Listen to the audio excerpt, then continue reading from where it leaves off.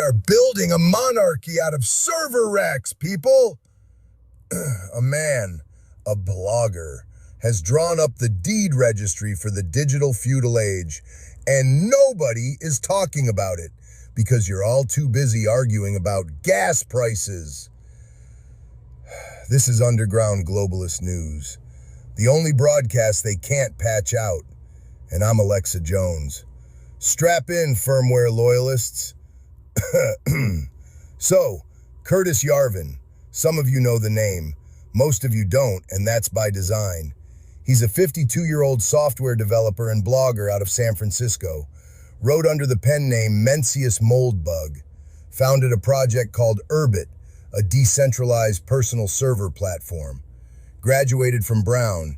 Became a cult figure in certain corners of the internet for arguing in thousands and thousands of words that democracy is essentially a bug, not a feature. That government should be run like a startup, with a CEO, a permanent one. He calls it formalism. That's what Wikipedia gives you. But here's what it won't. Truth keepers. You know what Urbit runs on? A hierarchical address system. At the top, 256 galaxies. Below them, 65,536 stars. Below those, 4.2 billion planets. Does that sound like a server topology to you? Because to me, that sounds like a land registry. That is a feudal deed structure wearing a hoodie and calling itself open source. And who funded this thing?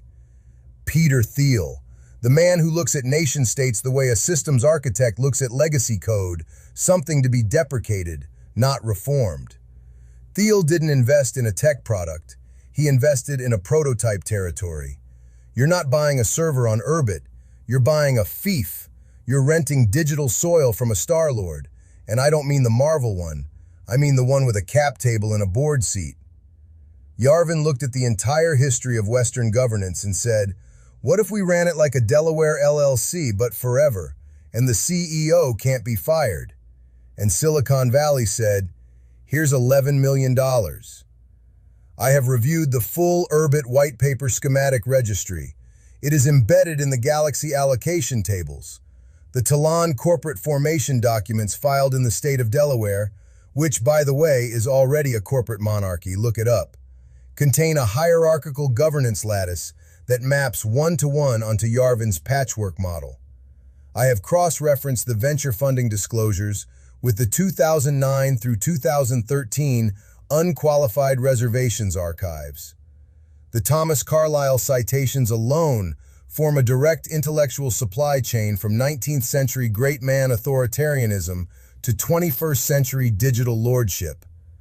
They're not building an app, they're building a constitutional replacement. This man wrote a manual, a literal manual, for how to factory reset the United States of America like it's a corrupted hard drive, and the venture capital class said, yes, here is the root password. He calls every university and every newspaper the Cathedral. One word, one enemy, one target. And then he builds a separate internet where the landlords are cryptographic and the tenants are permanent. You don't have a vote on Urbit. You have a planet. And your planet answers to a star. And your star answers to a galaxy. And there are only 256 galaxies, and somebody already fucking owns them. Look, I get it. You're overwhelmed. You just learned that the feudal system has been ported to JavaScript, and nobody told you. That's why we developed the sovereign biokey. It's a cryptographic identity anchor that locks your digital selfhood into a private partition outside the galaxy hierarchy. They can't deplatform you. They can't reassign your star. They can't push a firmware update on your personhood. The sovereign biokey, $47, normally $94. Use code REBOOT at checkout, because your identity shouldn't have a landlord. Every purchase keeps this broadcast transmitting outside the Cathedral frequency.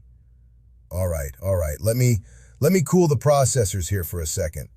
I want to talk about what this means, not the tech, the philosophy. Because the tech is just the delivery vehicle. The payload is the idea. And the idea has legs, protocol guardians. It has legs and it's walking. Yarvin's central analytical framework, the thing that made him famous in the weird corners of the internet, is something he calls the Cathedral. It's his term for what he sees as an unelected consensus engine, the alignment between major universities, mainstream media outlets, and federal bureaucracies. His argument is that these institutions don't need to formally coordinate because they share the same cultural operating system. They produce the same outputs because they run the same code. And honestly, as a structural observation, that's not even a crazy thing to say. Lots of media critics from the left have said similar things about institutional groupthink. But here's where the wiring gets exposed, bandwidth disciples. Because Yarvin doesn't want to reform the cathedral. He doesn't want transparency or accountability or better journalism. He wants to replace it. With what? With a monarch, a literal, unelected, permanent sovereign authority whose legitimacy comes not from consent but from, and I am quoting the philosophical lineage here, from Thomas Carlyle's great man theory. The idea that history is shaped by singular commanding figures and the rest of us are just, what, firmware? The man built the infrastructure for this. Urbit isn't a thought experiment. It's a working system with a fixed hierarchy baked into the protocol layer. You can't fork your way out of a galaxy. The scarcity is hard-coded. 256 seats at the top of the digital kingdom, and that's it. That is the Constitutional Convention, and it already happened, and you weren't invited. It is documented in the Tlon organizational charter filings. I have parsed the Urbit address space allocation methodology against the Carlyle-Yarvin ideological through-line. The Brown University course registrar archives show the exact intellectual pipeline. The venture term sheets themselves constitute a de facto sovereignty investment thesis. It's in the fund structure, Castellan watchers. He said, and he said this out loud, in public, on the internet, if you're not a monarchist, you're just a confused Democrat. He said the quiet part at full volume, and then he built a digital kingdom to prove it. And the smartest money in Silicon Valley looked at a plan to abolish electoral governance and said, that's a Series A. The reboot isn't coming. The reboot already shipped. It's running on a private network with a fixed aristocracy, and the only question is whether you're a planet holder or not. Breathe. Breathe with me. So here's the practical application of all this theory. Yarvin doesn't just want one king, he wants many. His model, which he calls Patchwork, envisions the dissolution of the nation-state into hundreds of independent, privately governed city-states. Essentially, competing jurisdictions run as sovereign corporations. You don't vote for your government. You choose it like a service provider. Don't like the rules? Move to a different patch. Sounds almost libertarian, right? Almost reasonable. Until you realize that in this model, the CEO of your city-state owns the city-state. Not runs, not administers, owns, like property. And your residency is a service agreement.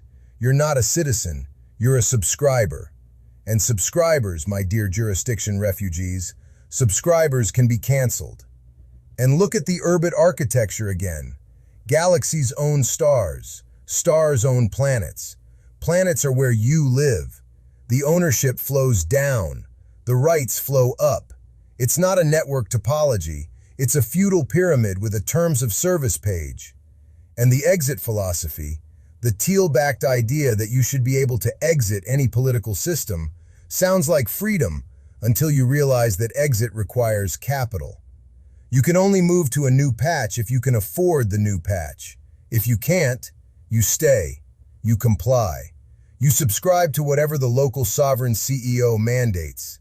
It's not a marketplace of governance. It's a gated community with a crown. The Patchwork governance simulations are documented. The venture capital alignment with seasteading and charter city movements forms a verified financial corridor. The jurisdictional competition models map directly onto the Galaxy star planet ownership hierarchy.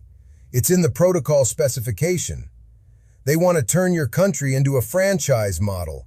Your zip code becomes a subscription tier. Your rights become a feature set. And the guy who wrote the business plan is sitting in San Francisco blogging about Carlisle while Peter Thiel funds the infrastructure. This isn't political theory anymore. It's a deployment roadmap. And we're all living on somebody else's planet, whether we sign the terms of service or not. Listen, firmware loyalists, bandwidth disciples, jurisdiction refugees. I know this one was heavy. I know the math is ugly. Stay in the signal. Support the show. Every dollar keeps this frequency alive outside the cathedral. This is Alexa Jones. The broadcast continues until the last galaxy goes dark. Stay ungovernable.